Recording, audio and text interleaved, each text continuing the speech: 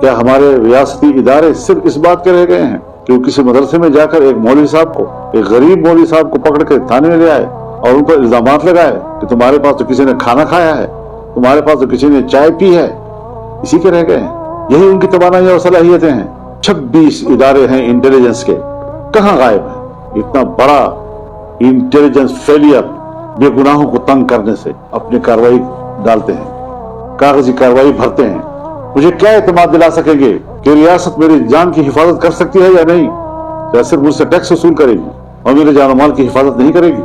مجھے شکایت ہے، مجھے کرب ہے، میں نے ریاست کو بچانے کے لیے قربانیاں دی ہیں، میں نے اس ریاست کی بقا و استحکام کے لیے جد و جہد کی ہے، میں ریاست کے شانہ بشانہ کھڑا رہا ہوں، لیکن اکیلے ایک جماعت کیا کر سکتی ہے؟ پوری قوم ریاستی اداروں کی طرف دیکھتی ہے، جو ریاست کی حفاظت کے ذمہ دار ہیں، جو اس حفاظت کے مسئول ہیں، اسی کے لیے وہ تنخواہیں لے رہے ہیں، وہ کدھر ہیں آج؟ کب وہ ہمارے شکووں کا ازالہ کریں گے؟ کب وہ ہمارے زخموں کا مرہم بنیں گے؟ کب وہ ہمارے مستقبل اور ہمارے آنے والی نسلوں کی حفاظت کا نظام بنائیں گے؟ ساری وہ چیزیں ہیں کہ جس پر ہمیں قومی سطح پر غور کرنا ہے، تمام مکاتب فکر کو بیٹھنا ہے، اور انشاءاللہ ہم بلائیں گے سب کو۔ پی ڈی ایم کو دوبارہ بلانا پڑے گا، سیاسی جماعتوں کو اکٹھا بیٹھنا پڑے گا اور ملک کے لیے سوچنا پڑے گا۔ انشاءاللہ یہ ہمارا پروگرام ہے۔